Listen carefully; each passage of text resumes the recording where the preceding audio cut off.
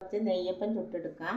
ഇത് ഏട്ടൻ്റെ കടയിലേക്ക്, ഏട്ടന് കച്ചവടമാണ്, ചായക്കടയാണ്. അതിലേക്ക് കുറച്ച് നെയ്യപ്പം ചുട്ടെടുക്കാൻ വേണ്ടി മാവ് ഇന്നലെ കൂട്ടി വെച്ചതാണ്. ഞങ്ങൾ ഇന്നലെ മാവ് കൂട്ടി വെച്ചിട്ടുണ്ട്. ഇന്ന് അതിലേക്ക് കുറച്ച് ബേക്കിംഗ് സോഡ എല്ലാം കൂടി ചേർത്ത് നമുക്ക് അതിന് വേണ്ടി പാൻ അടുപ്പത്ത് വെച്ചിട്ടുണ്ട്. നമുക്കൊരു ചെറിയ ചട്ടി അടുപ്പത്ത് വെച്ച് അതിലേക്ക് ഒരു നുള്ള് എള്ളിട്ട് കൊടുത്ത് 2 ടീസ്പൂൺ എള്ളിട്ട് കൊടുത്ത് അത് നമുക്ക്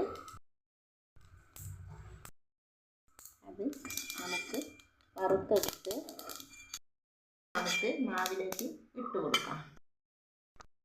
നമുക്ക് നല്ല പോലെ ഇളക്കി കൊടുക്കാം.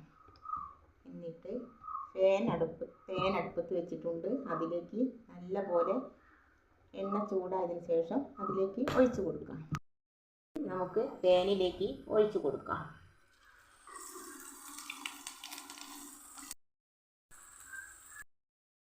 പൊന്തി വരുന്നുണ്ട്. ഇനി നമുക്ക് ഇതിലെ മുകളിലേക്ക് കുറച്ച് എണ്ണ എടുത്ത് തൂവി കൊടുക്കാം. എണ്ണ നല്ല പോലെ പൊള്ളി വരും. നമുക്ക് മറിച്ചിട്ട് കൊടുത്തതിന് ശേഷം ഇതിലേക്ക് ഒന്നും കൂടി ഒഴിച്ചു കൊടുക്കാം.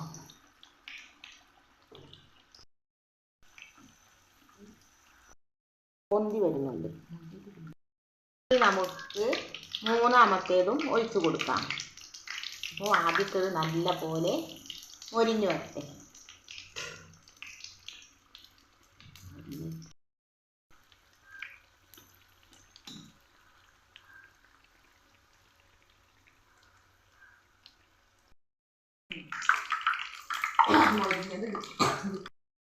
മൊരിഞ്ഞത് ഇതിലേക്ക് എടുത്തു മാറ്റാം. അത് ഒരു അരിപ്പ പോലത്തെ പാത്രത്തിലേക്ക് വെച്ച് കൊടുക്കാം. എന്നാൽ ഇതിൽ ഉള്ള എണ്ണ ഇതിലേക്ക്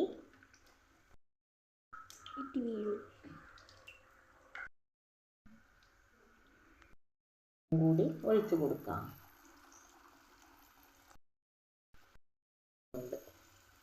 നല്ല പോലെ പൊന്തി വരുന്നുണ്ട്. ഇനി അതിലേക്ക് എണ്ണ തൂവി കൊടുത്താൽ നല്ല പോലെ പൊള്ളിച്ചെടുക്കും. ഒഴിച്ചു കൊടുക്കാം. ഇത് കുറച്ച് സമയം നിൽക്കുമ്പോൾ പൊങ്ങി വരും. ഉണ്ടാക്കിയിട്ടുണ്ടോ? ഉണ്ടാക്കിയിട്ടില്ലെങ്കിൽ ഒന്ന് ട്രൈ ചെയ്യും. അടുത്തതും നമ്മൾ ഇതിലേക്ക് ഒഴിച്ചു കൊടുത്തു. നല്ല പോലെ പൊങ്ങി വരുന്നുണ്ട്.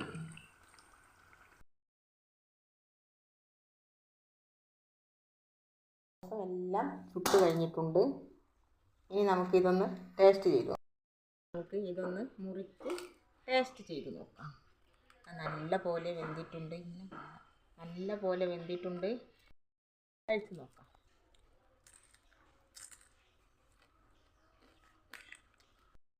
നല്ല കടുമുറ, നല്ല ടേസ്റ്റുണ്ട്.